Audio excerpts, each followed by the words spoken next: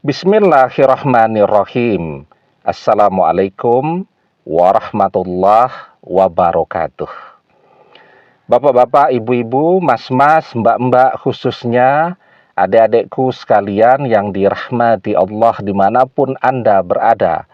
Kembali di IIP Channel bersama saya, IIP Wijayanto.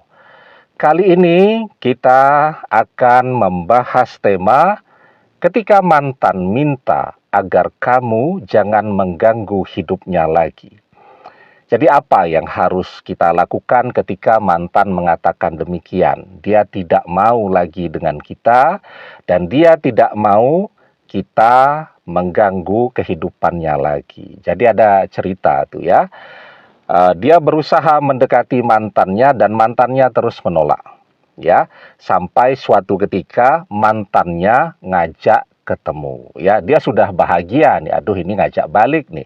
Tapi ternyata apa yang mantannya katakan pada saat itu? Dia minta jangan pernah datang ke kehidupannya lagi dan jangan pernah mengganggu ketenangan hidupnya. Tentu sedih ya ketika mantan yang amat sangat dicintai, yang dulu kita terlambat sedikit saja menjawab chatting WhatsApp-nya, dia sudah panik, dia sudah gelisah, dan seterusnya. Dan sekarang, mantan menjadi seseorang yang amat sangat membenci kita.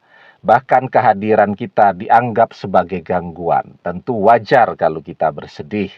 Tetapi, apa yang harus dilakukan saat mantan menginginkan yang demikian? Ya kalau mantan maunya seperti itu, maka tentu yang harus kita lakukan adalah menghormati apa yang mantan inginkan, ya. Maka sekarang yang pertama yang harus kita lakukan kan sangat jelas. Mantan tidak mau diganggu lagi, mantan menganggap kehadiran kita sebagai gangguan dalam hidupnya. Hidupnya menjadi tidak bahagia, dia merasa selalu ketakutan dengan kehadiran kita. Nah, maka kita harus melakukan apa yang dia inginkan tadi. Maka jangan mengganggu kehidupan mantan lagi. Tidak usah ngejar-ngejar dia lagi, tidak usah mencoba miss call dia lagi, tidak usah mencoba membuat akun media sosial baru agar bisa berkomunikasi dengan dia lagi. Artinya, mantan sudah sangat tegas. Jangan sampai kita masuk dan mengganggu kehidupannya. Yang kedua, kita harus menyadari ada siklus dalam hidup manusia.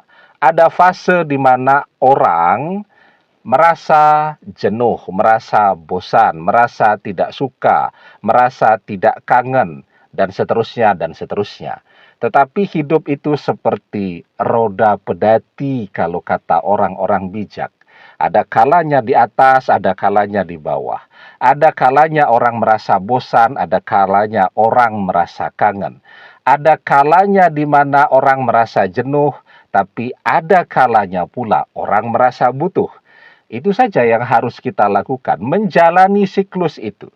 Ada masa di mana mantan merasa kehadiran kita sebagai sebuah gangguan, tetapi ada masa di mana mantan akan merasakan butuh dan kangen kepada kita.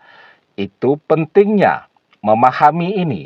Kalau kita terus memaksakan diri, maka rasa tidak suka dan kebencian di hati mantan kepada kita akan terus membesar.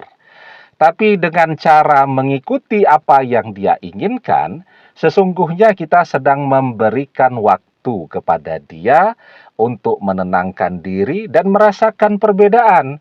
Apa bedanya ketika ada kita dalam hidup dia dan apa bedanya ketika sekarang dia sendirian, ya. Nah, jadi ketika roda itu berputar, ya sekarang mantan sedang jenuh. Tapi ketika roda itu berputar, dia akan memasuki masa di mana dia butuh kepada kita. Apa yang harus kita lakukan? Memiliki segala hal yang dia butuhkan. Agar kalau dia membutuhkan sesuatu, dia tidak minta bantu ke yang lainnya. Dia akan datang kepada kita. Ya, Ada masa di mana mantan merasa tidak suka dengan kita, tapi ada masa di mana roda itu akan berputar kembali dari tidak suka menjadi cinta, ya, dari tidak kangen menjadi rasa kangen yang tidak tertahankan. Nah, yang penting sekarang bagaimana caranya agar kita selalu menjadi seseorang yang memang layak untuk dicintai, ya. Artinya kita harus berproses untuk selalu menjadi lebih keren, lebih baik daripada saat masih bersama dengan mantan dulu, ya. Karena kan kalau dalam perpisahan itu mantan melihat kita justru mengalami kemunduran, maka sulit mungkin bagi dia untuk mencintai. Karena kalau jarang ketemu tentu mantan tetap berpikir dengan memori saat masih bersama kita dulu. Nah, sehingga ketika rasa kangen itu muncul dan dia datang, ternyata kita mengalami kemunduran. Ya, sekarang jadi ubanan, sekarang terlihat sangat tua, dan seterusnya. Ya, mungkin dia jadi mundur lagi itu.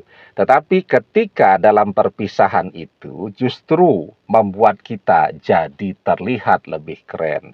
Kita punya penampilan yang lebih oke. Ya, sekarang kita juga punya pekerjaan yang membanggakan dan seterusnya.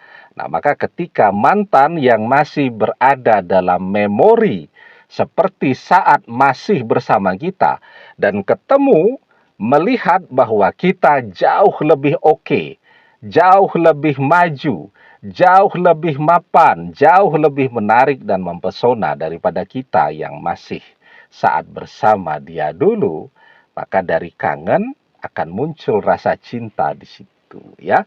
Nah, karena itulah yang perlu kita lakukan sekarang. Satu, mengikuti keinginan mantan agar jangan mengganggu kehidupan dia. Kemudian kita berusaha untuk menjadi seseorang yang memang layak diinginkan oleh semua orang, tidak hanya oleh mantan saja, ya. Nah, karena itu manfaatkan waktu sebaik-baiknya untuk bekerja, untuk meningkatkan pesona pada diri kita, kemudian untuk menambah kapasitas dan kualitas diri kita, dan kita juga berusaha untuk selalu mendekat kepada Allah agar apa yang menjadi usaha kita pada saat ini berhasil, ya. Insya Allah kalau kita berusaha keras ditambah dengan doa kita, apa yang menjadi tujuan hidup kita akan kita dapatkan. Jadi ketika kita bekerja keras untuk mengubah nasib kita menjadi lebih baik, insya Allah kita akan mendapatkan hasil dari jerih payah tetesan keringat kita tadi. Wa alaysa lil insani illa masya'a. Dan bahwasanya seorang manusia tiada memperoleh selain apa yang telah diusahakannya. Demikian, semoga bermanfaat. Wallahu a'lam bissawab, billahi taufik wal hidayah. Assalamualaikum warahmatullahi wabarakatuh.